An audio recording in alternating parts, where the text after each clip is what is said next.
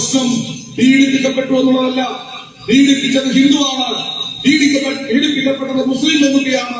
ആ ഒരൊറ്റ ചിന്ത മാത്രമാണ് SDPക്കാരുടെ ചിന്ത. അത് കുടുസാരിന്റെയാണ്, ഭീകരതയാണ്, അത് വർഗീയതയാണ്. അല്ലാതെ ഈ കേരളത്തിൽ എത്ര ഉസ്താദുമാര് എത്ര കുട്ടികളെ പീഡിപ്പിച്ചു? ആണ് പെണ്ണ് വ്യത്യാസമില്ലാതെ പീഡിപ്പിച്ചില്ലേ? ആ കേസിൽ എന്ത് സംഭവിച്ചുവെന്ന് ഇവരാരെങ്കിലും അന്വേഷിച്ചിട്ടുണ്ടോ? അതിന്റെ പേരിൽ ഏതെങ്കിലും ആക്ഷൻ കമ്മിറ്റി ഉണ്ടോ? എന്തെങ്കിലും പ്രശ്നങ്ങളുണ്ടോ? എന്തെങ്കിലും മുദ്രാവാക്യമുണ്ടോ? ഇല്ലല്ലോ. അങ്ങനെ തന്നെ ആണെന്ന് തന്നെ കൂട്ടിക്കോ. അതായത് പീഡിപ്പിച്ചത് ആ കോലത്തിലുള്ള ഒരാളാണെന്നും പീഡിപ്പിക്കപ്പെട്ടത് ഇങ്ങനത്തെ ഒരു കുട്ടിയാണെന്നുള്ളതാണ് ഞങ്ങളെ ധാരണ വെച്ചാൽ അങ്ങനെ തന്നെ കൂട്ടിക്കോളി. ഇത് വലിയ ഗൗരവമുള്ളൊരു വിഷയം കേട്ടോ. ഇയാൾ പറഞ്ഞു വെക്കുന്നത് എന്താണ്?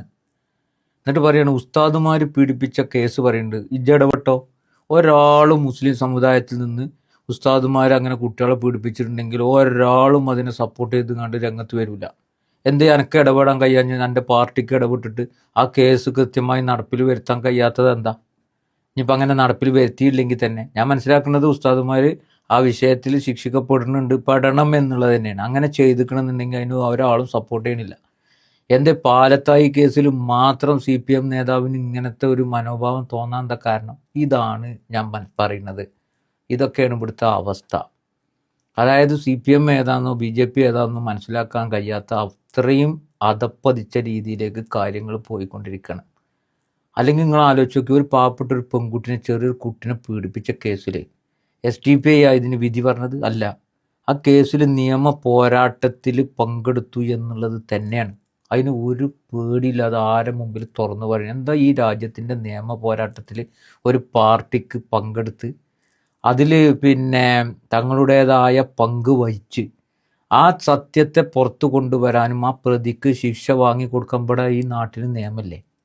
ഇതിനവിടെ അവകാശമല്ലേ? എന്നിട്ട് SDPIക്കാരൻ അത് ചെയ്തു. എന്തോ ഒരു ഇടങ്ങേറിയപ്പോൾ നിങ്ങൾ പാലത്തായി കേസിലെ പ്രതി കോടതിയാൽ ശിക്ഷിക്കപ്പെട്ടതിനെ ആലോചിച്ച് നോക്കണം നിങ്ങൾ. ഞാൻ ഈ ഇലക്ഷൻ്റെ സമയത്തും ഞാൻ ഈ വിഷയത്തിൽ ഗൗരവങ്ങൾ മനസ്സിലാക്കണം. കോടതിയാണ്, അല്ലാതെ ഒരു SDPIൻ്റെ ഓഫീസിൽ നിന്ന് ശിക്ഷിച്ചതല്ല ഈ പറയുന്ന പത്മരാജനെ. കോടതിയിൽ തെളിവുകളുടെ അടിസ്ഥാനത്തിൽ ആ കുട്ടിയുടെ മൊഴി മജിസ്ട്രേറ്റ് മണിക്കൂറുകളോളം മൊഴി രേഖപ്പെടുത്തി അതിൻ്റെ സത്യാവസ്ഥയെ മനസ്സിലാക്കി ആ ഉമ്മയുടെയൊക്കെ വിശദീകരണം കേട്ട് പ്രതിക്കെതിരെ ശക്തമായ തെളിവുകൾ വന്ന സാഹചര്യത്തിൽ അതിൽ ഒരുപാട് കൃത്രിമം കാണിച്ചു. എന്ന പട്ടികയിൽ, ഹാജർ പട്ടികയിൽ വരെ കൃത്രിമം കാണിച്ചുകൊണ്ട് പ്രതിയെ രക്ഷപ്പെടുത്താനുള്ള സ്വാധീനം ചെലുത്തിയ ഒരു കേസിൽ ഒരു വിധി പറയുമ്പോൾ നമ്മളൊക്കെ മനസ്സിലാക്കേണ്ട ഒരു കാര്യം എന്താണെന്നറിയോ? ഇതിങ്ങനെ ആവർത്തിക്കപ്പെടാതിരിക്കാനാ. ഒരു ഹൈന്ദവ കുട്ടിക്കും ഒരു ക്രൈസ്തവ കുട്ടിക്കും മതമല്ലാത്ത കുട്ടിക്കും മതമല്ല കുട്ടിക്കും മുസ്ലിം കുട്ടിക്കും ഒന്നും തന്നെ ഇത് സംഭവിക്കാൻ പാടില്ല. എന്തടിസ്ഥാനത്തിലാണ് നമ്മളെ കുട്ടികളെ സ്കൂളിലേക്ക് പറഞ്ഞേക്കണം? എന്തടിസ്ഥാനത്തിലാണ്? ഈ കോലത്തിൽ തോന്നിയാത്തത്തിൽ പെടുമെന്നുള്ള എന്തെങ്കിലും ഒരു ധാരണ നമുക്കുണ്ടോ? അവിടെ അധ്യാപകരാണ്, മാതാപിതാക്കളെ പോലെ എൻ്റെ കുട്ടീനെ സംരക്ഷിക്കും ആ അധ്യാപകൻ എന്നുള്ള ധാരണേൻ്റെ പുറത്താണ് നമ്മളൊക്കെ അവിടേക്ക് കുട്ടികളെ പറഞ്ഞേക്കണത്.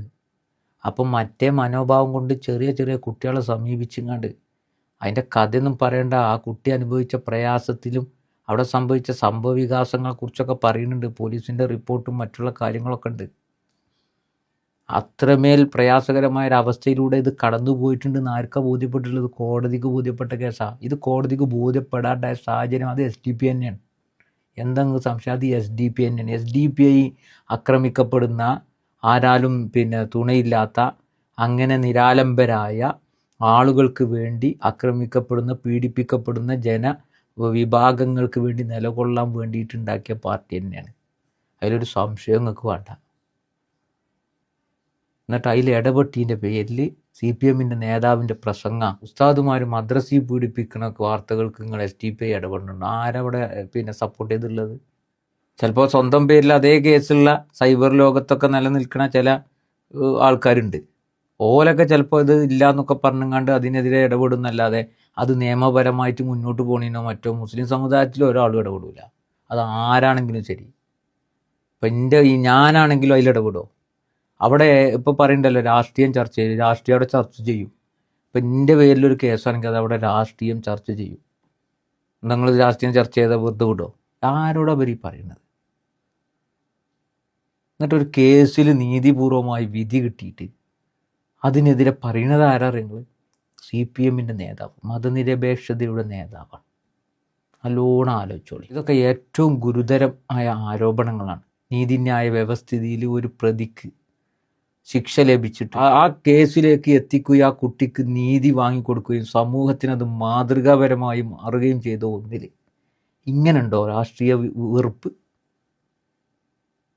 അതാണ് ശക്തമായ വിയോജിപ്പ് ഈ വിഷയത്തിൽ അറിയിച്ചുകൊണ്ട് CPM നേതൃത്വം ഇത് തിരുത്താൻ തയ്യാറാകണമെന്നുള്ളതാണ്. അല്ലെങ്കിൽ ജനാധിപത്യ വിശ്വാസികൾ, മതേതര വിശ്വാസികൾ ഇതൊക്കെ വോട്ടിങ്ങിലൂടെ നിങ്ങൾക്ക് മറുപടി പറയും. അതിലൊരു തർക്കവും നിങ്ങൾക്ക് വേണ്ടാമെന്ന് ഓർമ്മപ്പെടുത്തി പ്രതിഷേധം വീണ്ടും അറിയിച്ചുകൊണ്ട്, ഇതൊന്നും പറയാൻ പാടില്ലാത്തതാണ് എന്ന് അറിയിച്ചുകൊണ്ട് ഒരിക്കലും ഇതൊന്നും അംഗീകരിക്കാൻ കഴിയില്ല. നിർത്തുന്നു. നന്ദി.